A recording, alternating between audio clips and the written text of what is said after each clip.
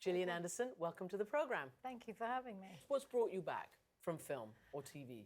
Well, I like to do stage every 3 or 4 years, but the last play that I did was Streetcar, and it's difficult, I think, to find something once you've done Tennessee Williams or something like Blanche Dubois.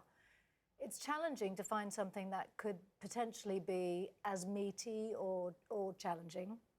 And enjoyable. My partner had suggested I might want to look into... Your partner is? Peter Morgan. Oh, right, the creator of The Crown and all sorts of other things. And quite soon after we got together, he said, have you ever thought about looking into doing an adaptation of All About Eve as a play? How much do you love this play, this story? It's a wonderful film. Of course, with Bette Davis, the 1950 film, and Anne Baxter playing and everybody Margo, who you play, and Eve, who is your understudy, and then takes over. Yeah, and hugely popular, won a lot of Oscars at the time. So let's dig down a little bit. I mean, first and foremost, did you feel the pressure to Betty Davis it? Did you feel you should mimic or do something different? Because obviously your performance is completely different. Yeah. She was like sarcastic and incandescent, and you are, as they've described, somewhat glacial, much more controlled. Yeah. Just give us the seatbelt line. What? Oh, no. Come on. No. Hang on. I'm going to answer your question first, which is that, you know, my understanding in going into work with Ivo is you come in knowing nothing. You have no idea how he's going to treat it, what it's going to end up as. I think in the end, we actually didn't even know what it was going to be until we were told what it was after the previews had started, really, because we're not in the audience and that so much is going on technically. And so also not knowing whether things were going to be cut, whether it was going to be present or past or an amalgamation of different eras. And so, you know, I think all of us kind of showed up with an empty mind and wanting to learn and be taught. And so in that process, one lets go of preconceived ideas of who this character is. And also, if you're working from the text alone is not bitchy. You know, the text is not acerbic and monstrous at all. And so, you know, a lot of... And also, what we don't realise, and seeing it again, I watched it before, I hadn't watched it... The film? Until before I sat down with Ivo, and then he said he wasn't working on the film. The script, yes, but would not watch it himself. But I watched it again for the second time this morning, just for you to just have a conversation about what it is that Betty Davis actually does. And actually, a lot of her lines are quite gentle. She has a harsh face, and she is, but actually she's acting against that, and she's very often much gentler than we remember her. We have a tendency to misremember how monstrous she is. So we tend to think she's very monstrous, and she's not. And she's actually really not. Can you do the line? I don't know. I've had Annie Lennox sing at this table. Well, OK, hang on a second. So where we find Margo in this minute is that she, the party is starting, and she is starting to feel already usurped by this young actress who she has allowed to take over her life and to be her assistant. Who stalked her. Who essentially stalked her and now is living in her house and maybe making the move on her younger boyfriend and eventually will make the move on her career. Yeah. But in this moment is the very beginning of Margo's feeling that maybe this is happening, and they've got a welcome home party for her lover, for her boyfriend. Yeah, welcome home and birthday party. He's been away for a while, and he has spent the first 20 minutes not coming to say hello to me, but to say hello to this young girl in the other room. And so she's already grumpy and she's a little bit drunk. And her good friend Karen has said to her, you know, what's happening here? You know, why... we've seen you in this mood before. Is it over or is it just beginning? And she assesses them all in the room, all of her friends lined up in front of her, and says, fasten your seatbelts. It's going to be a bumpy night. Or something. I love it. I can't believe it. You just asked me to do that. fantastic because it goes to the heart of it. So let's talk about the really serious themes. First and foremost, this Ivo van Hove camera work is remarkable because one of the cameras is stuck right into the makeup mirror where you do a lot of your scenes. And there's one where you can see, you know, you're doing this with your face, you're taking off the makeup. And then there's another where you literally morph 10 years or more, 30 years. Thanks. No, sorry. Sorry, Gillian. No, it's all right. But what does that feel like? A, as a woman, B, as an actress? What does it feel like to be seen and shown doing that every night? Oh, that doesn't bother me at all. I mean, that's the essence of, you know, it's one of the essences of what this play is about. It's not just about aging, but that is certainly, you know, at the core of her insecurity, you know, as well as you know, her whole life has been her work. And if she's no longer going to be able to even work, then what is she? And she doesn't even know. She keeps saying over and over again, she doesn't even know herself. So many people seem to know her, but she doesn't know herself.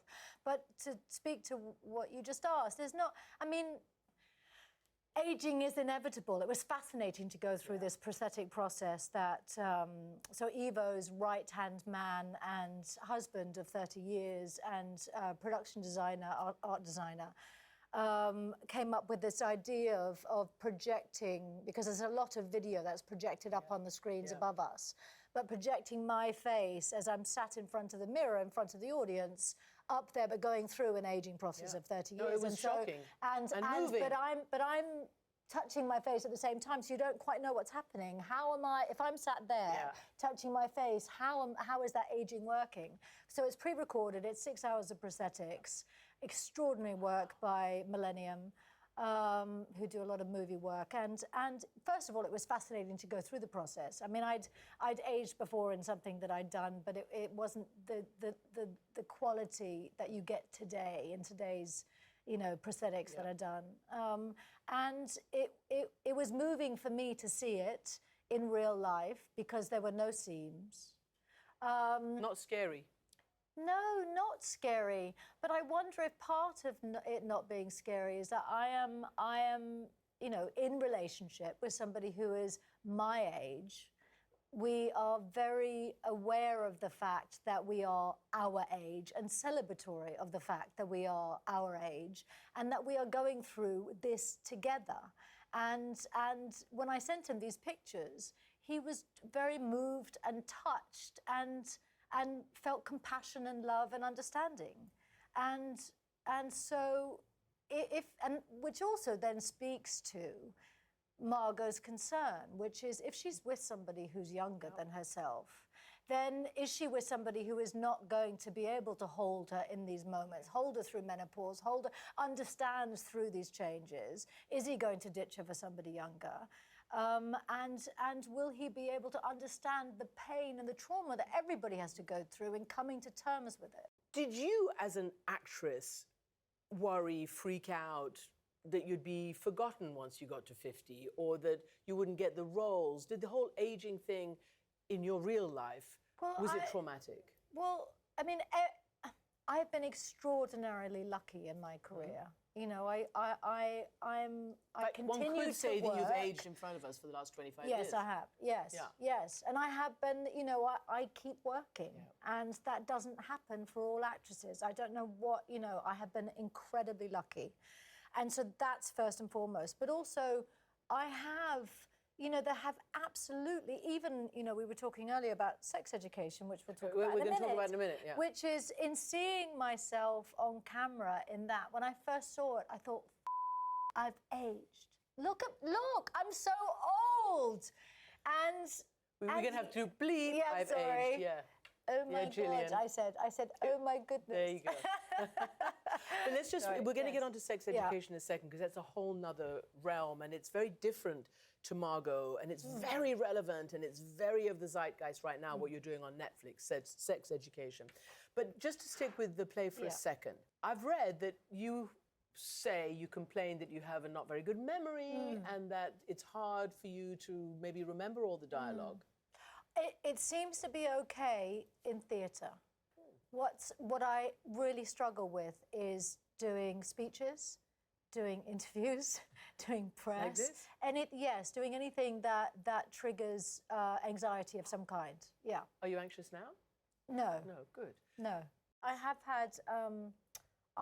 had panic attacks in my life, in my earlier life, quite severe ones. And so that's always, in the back of my mind. And what would you tell young people who are so stressed right now, so anxious, boys, girls, young people, middle-aged people, old people? Panic and stress and anxiety seem to be a very prevalent emotion right now. Yes.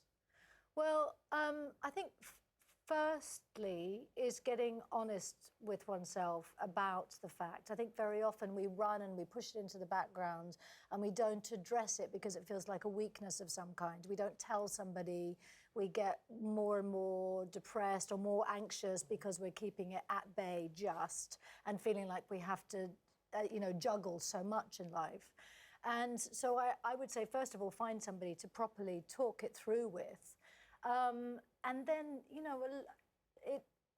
what I have found is that, finding as much time for myself as possible.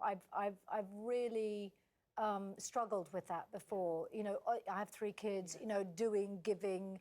I'm the last person that I think about. So whether that means 10 minutes in the morning to sit quietly or going, separately at lunchtime to take a break when one gets to decompress, have a meditation or close one eyes, or just taking care of oneself and communicating. Well, communicating leads me right onto the other big thing that you're doing right now. So it's the Netflix series, Sex Education. You've completed series 1. It's up there. Everybody thinks it's phenomenal. I just did a series which ended up on Netflix as well. I did it for CNN called Sex and Love Around the World. Mine was more documentary. Yours is fiction set in an English high school. Yeah. What drew you to that? And were you surprised that you really hit the sweet spot? This is the zeitgeist. Everybody's talking about this right now. No, I was so surprised. I'm going to be honest with you. I had started to read it, and as much as I embrace comedy, I don't get offered comedy very often, and I'm really, really always on the lookout for comedy. I had thought, yes, but not this one. And I'd put it down, I'd got the offer, and I'd toss it away. And then, because my partner also works with Netflix and had heard that they were keen on it, had said, well, let me give it a read. And all of a sudden, I started getting these texts saying, you've got to pick this up again. It's hilarious. You've got to have a look. It would be so good for you to do this. And so begrudgingly, I picked it up again and laughed from beginning to end. And it's phenomenal. I mean, I binge-watched 5 of the episodes. I've got to watch the rest, waiting for the next series. No, but even after I'm doing it as well. No, it's so different from what we've seen before. It's so broad. It's got no specific time, place, era. It's both American and British. Would people embrace that, or would it just confuse them? I'm going to play a little clip. The only one we have at the moment is from the first episode of series 1. It's you. Anyway, you'll see. Yes. I mean, it's hilarious. So you're the sex therapist. Yes. Otis is your son. Yes, played by Asa Butterfield. Who's phenomenal. And then that's one of the people who passes through the night, let's say. Yes. And what have you heard from young people? Because the real focus is on the kids and how they talk about sex and all the issues around it, whether it's bullying, whether it's performance anxiety, whatever it might be. What's the reaction been? Well, I guess, what I've been surprised at is how is the age range of viewers. Hopefully not younger than 14, but from 14 to 70, I've had people emailing me, and I guess the response is how refreshing at this particular time specifically that we're able to have such a frank and an unflinching look at sex. But also, a lot of, you brought up communication, and so I play a sex therapist. My son, played by Asa Butterfield, takes it upon himself to be a sex therapist in his high school because he's grown up with it, basically. And he has a knack for it. But it's not that he's preaching, mostly what he's trying to to relay to his fellow students is about communication between couples, the importance of intimacy, which, I mean, have we ever heard that word in high school ever? You know, let alone in our sex ed classes. And so there's something incredibly touching and moving about just those two things, even though we also, you know, see the painful, the awkward, the messy, the gross, the, you know, and these... You know, the funny, the sometimes funny, violent, yes, and the bullying. And these broad tropes Yeah. that are then, you know, counterbalanced and broken down. Well, you seem to be embracing it. I gather your current Twitter bio says Gillian Anderson, shag specialist.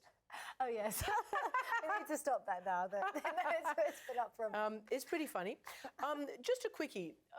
You've just said that, you know, you're a working mother. Your first kid arrived while you were in mid-X-Files. Yes, well, the first year. First year of X-Files. But just on the issue, you were paid a lot less than your male co-star, David Duchovny. Yes. Maybe half as much as he was? Oh, no, well, initially. Initially. Well, I'm going to ask you how you Yes. changed it. And I even read that you had to, get out of the car after him? Walk behind him? Okay, yes. So initially, when I was cast, he was the star, and I was had never been seen ever in anything, pretty much, and so it made sense that our salaries were at a complete, you know, I don't even know what the percentage is, but completely different. In the third season, as it was successful and there were awards and it was the #1 show, it was the right time to negotiate, and it took a lot of negotiating. It took, you know, threatening to leave, did they not, you know, raise it up close to what his was, given that we were both doing the same amount of work. The big issue, and why it was brought up again recently, is when we went back in again, post the series ending and us coming back to do another series. Even 4 years ago, or whenever it was that we did it, they were offering me a third of what they were offering David. And we just could not believe excuse me, how it. much? We couldn't. We being you believe and it. David? No, we being me and my representatives who were getting the phone call saying they've offered you this and they've offered him that. And it was like, are you kidding me? So that was when I spoke about it again. And it's, you know, in this particular instance, it's a no-brainer because you can't have one without the other. Yeah. And so it was an easy negotiation for me. For most people, it's not so easy. And also the stakes are not so high. You know, they're not as high for me as they are for most people who have to sit in front of their boss and risk losing their job to be that bold, you know, or to ask for what they deserve. And so I struggle a little bit to have this conversation because this is fantasy land. It's not fantasy land. The more people ask and demand, the more it happens. True, yeah. Finally, we've mentioned your partner several times, the great Peter Morgan. He is continuing with The Crown, and there's a whole nother series in Vision that's about to drop. And I understand that you're going to be playing Margaret Thatcher. That has not been announced. We're not allowed to talk about it. Would I be wrong? We're not allowed to talk about it. When this is airing. Would you like to play Margaret Thatcher? Yeah. Should they come to me, or should they offer it to me, I would be delighted to play Margaret Thatcher. An extraordinary woman, Margaret Thatcher. Okay. Yes. Well, we'll see. We'll watch this space. Yes. Gillian Anderson Thank you in so London much. with All About Eve. Thank you very much indeed. Pleasure.